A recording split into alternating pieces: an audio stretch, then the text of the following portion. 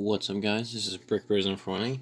Today we're going to do a simple install video. We just received, literally just I don't know, 15 minutes ago, we just received this worn winch, and we're going to install it on our Redcat Gen8.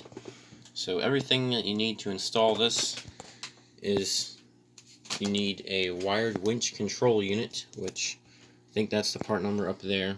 So if you want to buy that, just pause the video and there it is. We'll leave the links in the description. There's also, you need the actual winch itself, which we have here. There's the part number there. Well, what it's called. And here's the winch controller. Well, wired winch controller. You can get this with a, you can buy a different winch controller that just flips with the switch. You can control the winch with the switch on the actual RC car, or with a little wireless remote, but we'd rather have it just wired directly to the receiver so we can control it from our remote, which if you do get the wired winch controller, you are going to need a remote that has a channel that has 3 little settings so you can control in and out and off. So this here is a cheap remote we got off Amazon for like $30. It's a Dumbo RC. We'll leave a link to it in the description.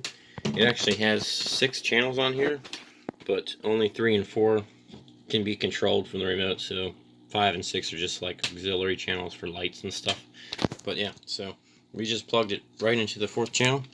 And see, what you do is you plug the winch right into the woo section, we're going to call it, on the winch controller, and then on this boob section is where you're going to hook up this included wire, which then goes directly into the receiver, and you plug that into whatever channel you want to control it from. We have it on channel 4, right? Yeah, we have it on channel 4 because that's what works on the remote. You can see for channel 4 right here has 3 selections. So it's pretty easy, pretty straightforward. Supposedly, according to Redcat, this is a winch ready bumper, which you can see it has a little slightly pre-drilled holes on there, which looks like they're gonna mount up pretty good with this winch. Looks like they're pretty dang close, so we're gonna try and attach it on there, see what it looks like, and test it out. This is, of course, officially licensed by Warren, so each of these came with Warren stickers and screws.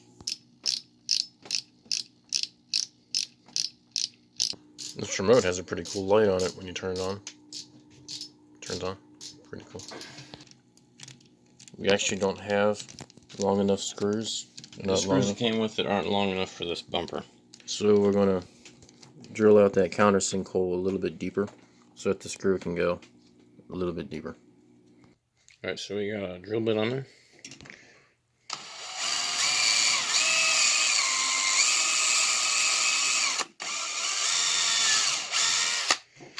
Don't want to drill too far. So.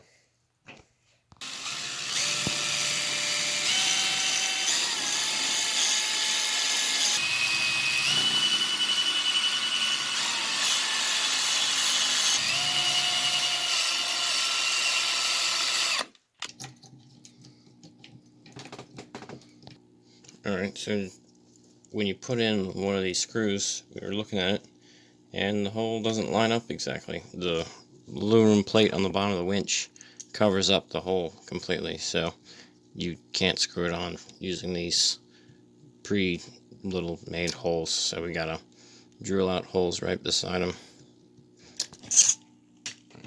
Oh, didn't know we were recording. Well, we got it mounted on there, but we were only able to get 3 of the screws in just because of the bumper. They couldn't get the other one in by hand, so I'll just have to drill it out a little bit more later and I'll screw it on. But anyways, there we go, we got it attached and everything's working. You can see it just pulls out just like that, and then pulls back in. It's definitely got some force on this thing. It's pretty powerful, feels like. So yeah. Alright, so the last thing you have to do when installing this thing is obviously to tidy up all these electronics.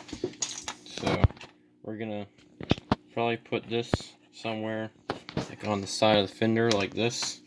Just mount it with some double-sided tape or something. The receiver, of course, will be in the receiver box. And we'll tidy up all these wires with some miniature zip ties.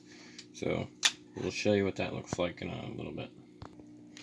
Just for, just so you all know, this little lever here does not actually turn on the winch. But it does move. It does move around a little bit. So that's kind of cool. So you can turn it back. And all this is metal. So that's pretty cool. Almost everything on this winch is metal. It's actually pretty cool, their attention to detail. You see even the hook has a little thingy on it. Very fancy. And a little worn cable thing. It's pretty cool. Alright, so we don't actually have any double-sided tape as of this moment. Or, well, miniature zip ties either. So we're going to wait a little bit and then we'll post another video testing this thing out. See how well it actually can pull this truck around and lug it out of some bad places.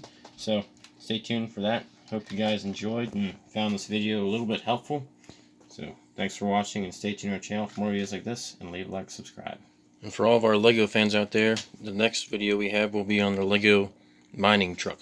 So we haven't forgotten about you guys, we're just building stuff.